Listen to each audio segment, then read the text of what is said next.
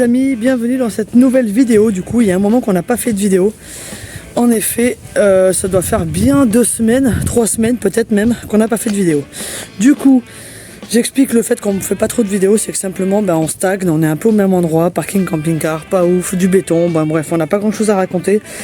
Si ce n'est la routine du travail d'Emma et la mienne de mère au foyer.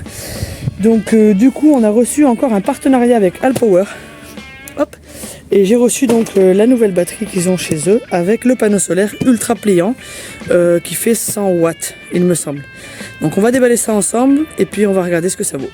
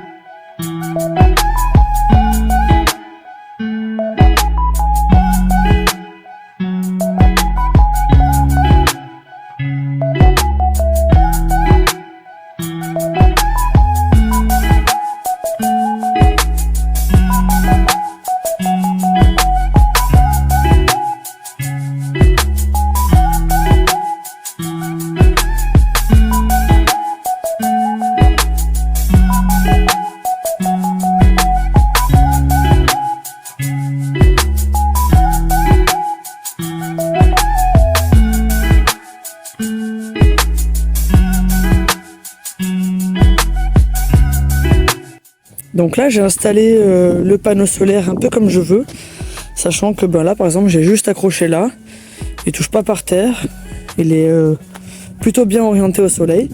Et donc nous avons des connectiques assez simples. Là on a une batterie en fait, carrément c'est une petite batterie qui garde la charge, sachant que vous voyez, on peut mettre en charge directement son téléphone. Et ça c'est pas négligeable, ou autre chose qui est en USB ou en USB-C. Donc là j'ai branché mon câble qui permet justement de charger la batterie qui va avec. Vous avez vu qu'on pouvait mettre un autre style de panneau solaire aussi dessus, pas que celui-ci, parce que Alpower ils font différents styles de panneaux solaires. Du coup là on voit bien que, je sais pas si on voit avec le soleil, là par exemple il monte, il fait à peu près 59 watts. Mais je suis passé devant, alors faut savoir que ce genre de panneau solaire, quand on passe devant, malheureusement, ça redescend. Vous voyez là par exemple 57, 58, 59, 61. Je sais pas si on voit que le soleil c'est vraiment pas simple. Et rétroéclairage, je dirais qu'il manque un petit peu de puissance. Voilà, il fait à peu près 60 watts, sachant qu'on est en hiver, que c'est voilé. C'est pas... il y a plein de voiles devant les nuages, devant le soleil. Donc voilà, donc là à peu près, il fait à peu près 60 watts. Bon après évidemment, faut le caler. Là on a un petit peu de vent. Donc franchement c'est assez correct. En temps de charge, j'imagine que c'est noté dans le descriptif. Et pour le coup, c'est quand même... ça prend vraiment pas de place quoi.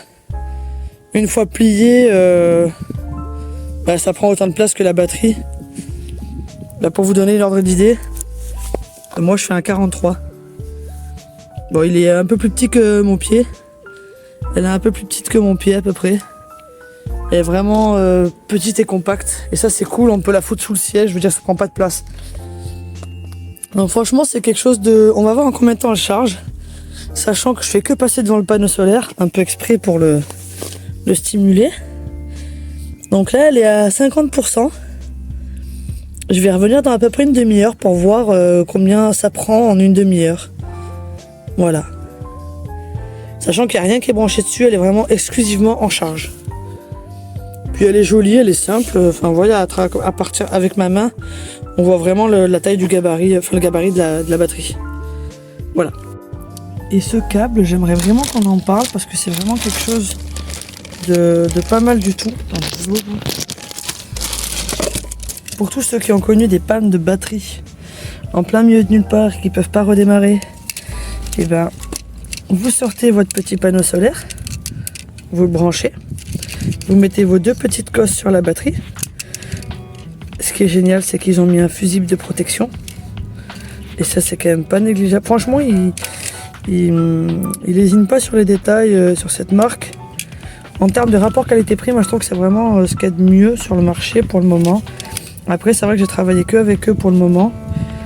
Mais j'ai des amis qui font des comparatifs avec d'autres marques. Alors bon, bah, je souligne le fait que si d'autres marques veulent me contacter pour faire des présentations et faire une comparaison surtout, eh bien c'est le bienvenu. Et voilà, donc là ben, on est toujours en attente de charge. Le panneau solaire, oh ben il est où? Ben il est là en fait. Voilà, il est posé là. Alors vous voyez, il y a des mousquetons qu'on peut mettre vraiment de part et d'autre du panneau solaire.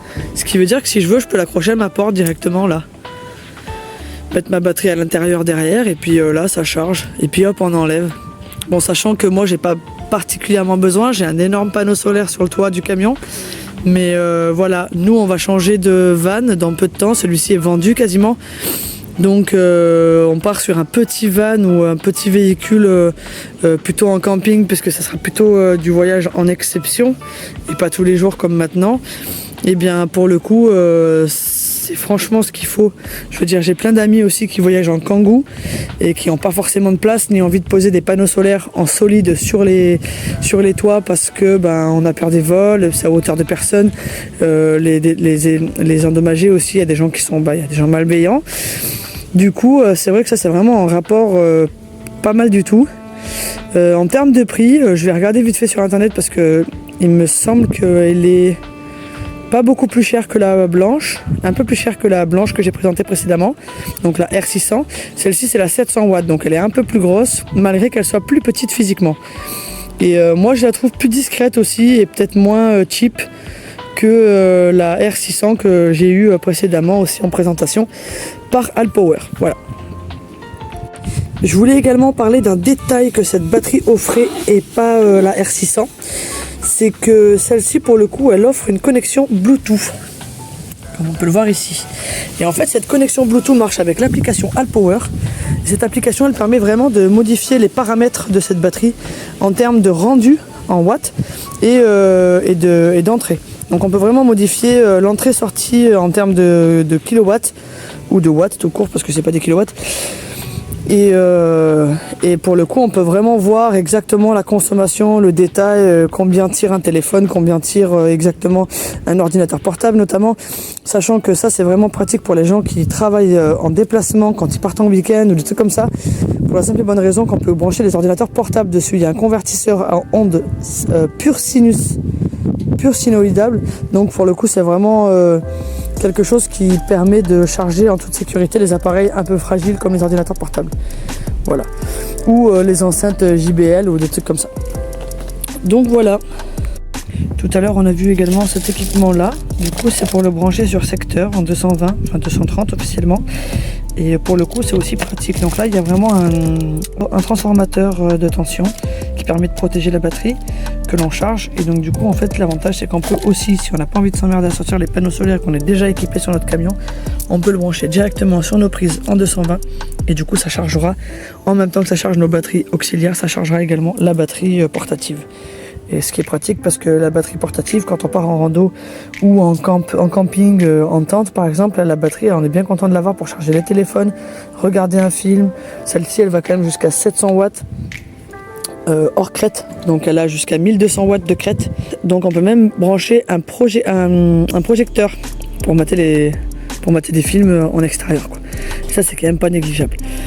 Alors elles sont un peu longues à charger parce que c'est un panneau 100 watts hein, évidemment, alors que si je le mets en 220 évidemment elle va charger vachement plus vite. Et en autre façon de charger aussi, ça sera la charge par le biais de l'allume-cigare.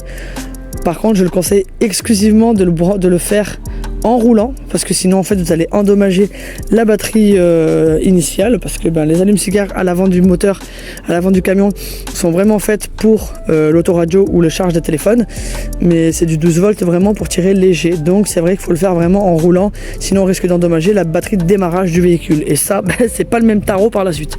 Le kit avec tout le câblage nécessaire, on est à 650 € de base, mais là on est en période de solde et vous le payez seulement 470 € le kit, ce qui est quand même pas donné. Sachant que dans ma vidéo je suis sympa, parce que c'est le but aussi des